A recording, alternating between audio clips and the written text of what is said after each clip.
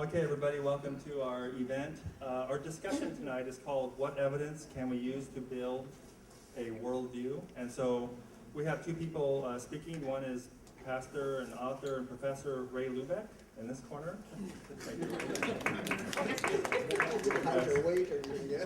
And then we also have Sylvia Benner. She's the one of the local leaders with CFI-Portland, and she can explain what CFI is when it's her time.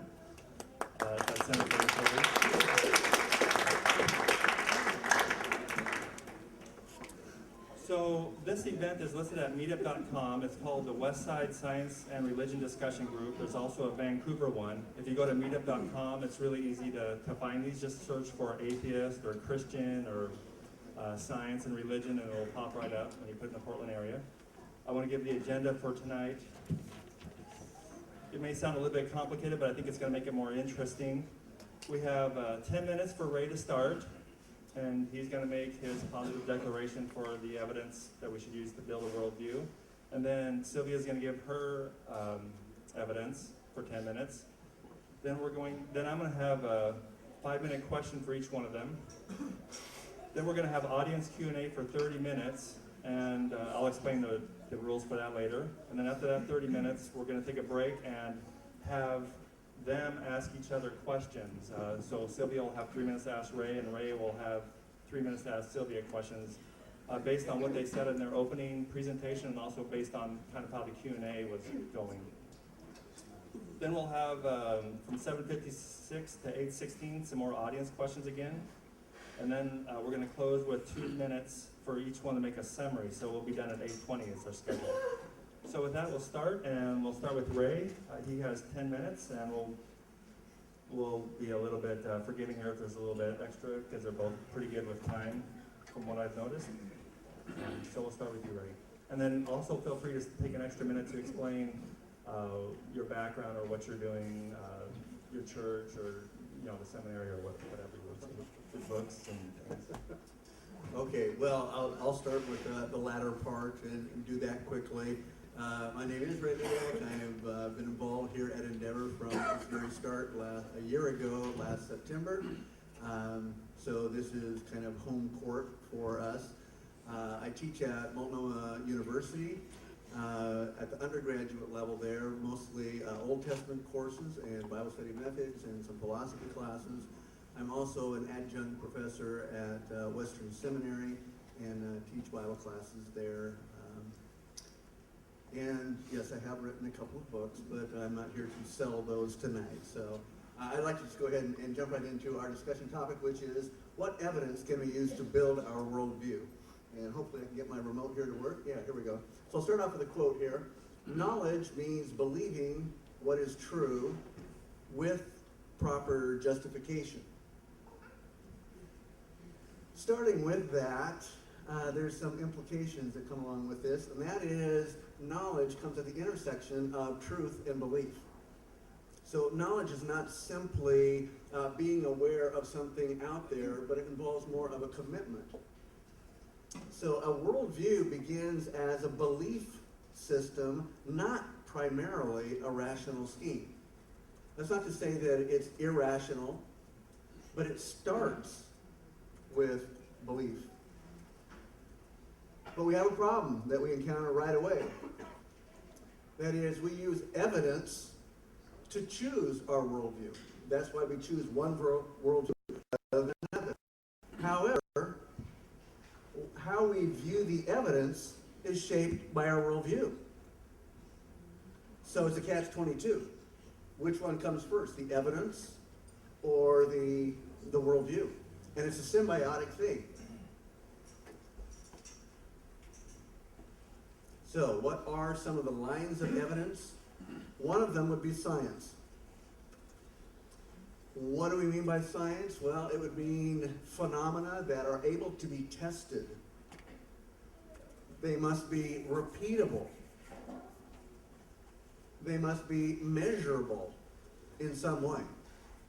Now, that is the domain of science. Things that fit those criteria are science-able, if I can coin a word. I don't know if we want to keep that one around, but However, science is limited to the physical world. It doesn't have much to say about the non-physical world because the non-physical world is not able to be tested, it's not repeatable, and it's not measurable. So what is a scientific proof? It attains the status of proof when others achieve identical results every time. Then we can say that that's been scientifically established. Obviously, there's going to be some things that are going to fall outside of these criteria. For instance, origins, which isn't repeatable. Unless we are somehow able to detect whether it's Big Bang or creation, then in a sense, any cosmogony, stories about the origins of things, end up being not really scientific in terms of proof, but rather outside the domain of what science can rightly do. Another area here is math. Math is limited to the realm of that which is quantifiable, can be counted in some way. It too is limited to the physical world. Quick illustration: when my kids were little, bedtime, they might say to me, "I love you, Pop," and I would say, "I love you too." And they would say, "I love you 3." And I would say, "I love you 17." And we would keep on playing around with the numbers. But of course, it's all a joke, isn't it? Because love is not quantifiable. Neither does it belong to the physical world, unless all you're doing is measuring levels of oxytocin within your body, right? And I don't think we want to equate that with some totality of love.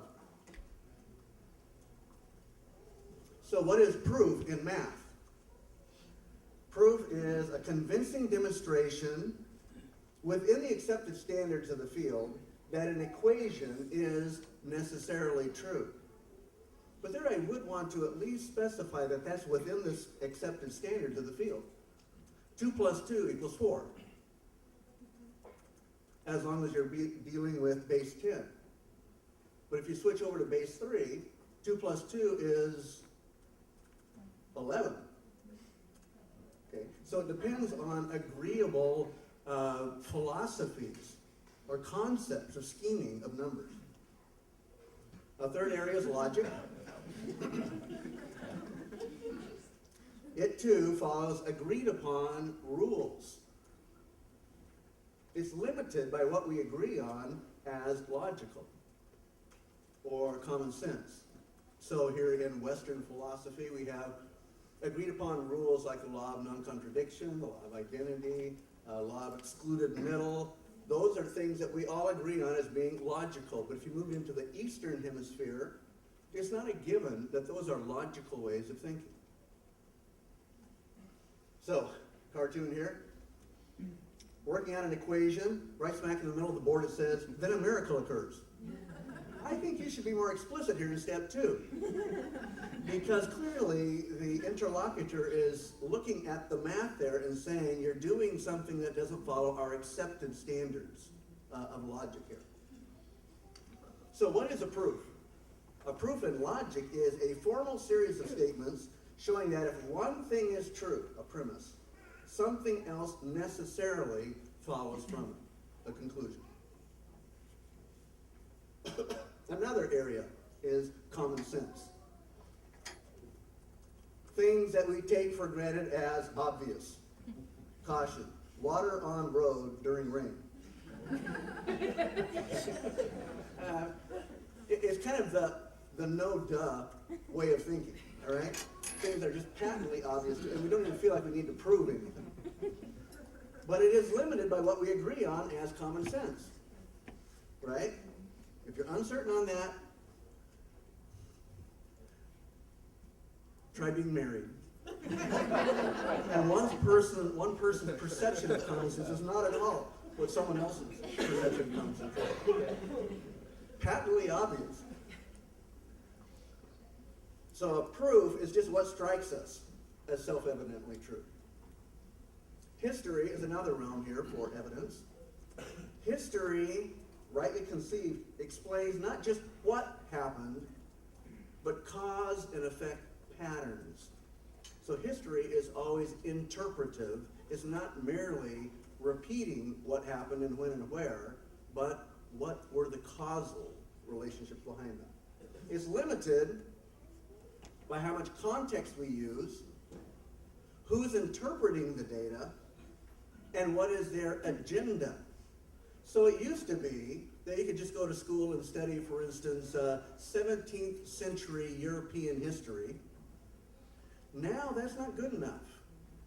You'd have to study 17th century European history from an Afrocentric perspective, from a womanist perspective, from a WASP perspective, or a DWEM, dead white European male, or whatever it might be, right?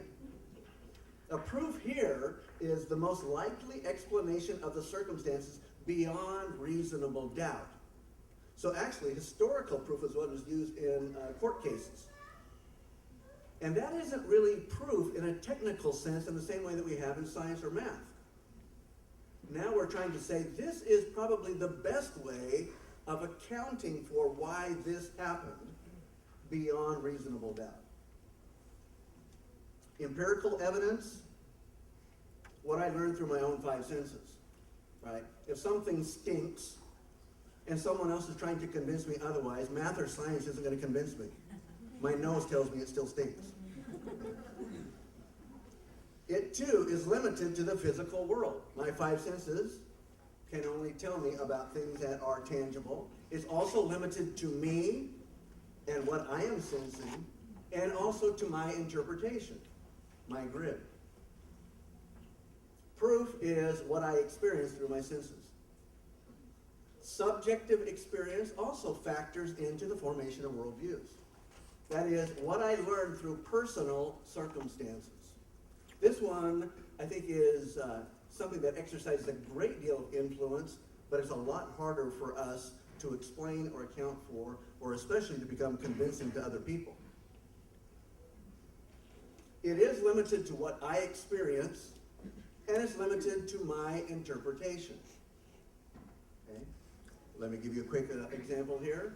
When I was 22 years old, I was diagnosed with cancer. I was told that I had a 20% chance of living 2 years. Now, there were a number of people that prayed for me. There were a number of things that I experienced along the line. The fact that I'm still alive now, 30 years later, I can take as a subjective proof that there is a God who heard my prayers. On the other hand, someone else can just as easily say, but what about a relative of mine who died, who was also a believer? Did God not answer their prayers? So it is limited to what I experienced, and it's limited to my interpretation of what I think happened to me. Proof here is how I interpret my life. Intuition. These are impressions or senses of what seems to be true. It's limited to what I feel. It's limited to my impression. Okay, I'll hustle it. And proof here is what I perceive is true without any other tangible proof. So here we have Star Trek, the remake here, and there was somebody on the deck of Picard's ship that you would never have found in James T. Kirk's, and that was Counselor Troy, an empath who can sense things, and it was credited as being reliable enough for her to be a first-tier officer in that TV show. Tradition, accepting as reliable the consensus of an important group, is limited to my group, the group that I prefer, and also to my past knowledge. Proof here is long-held beliefs that have withstood time. And finally, authorities. Those relying on the views presented by those with greater insights than ourselves, because they have some measure of expertise. It's limited to whom we acknowledge as an expert. And proofs here are beliefs held by competent sources. We can disagree on who we think our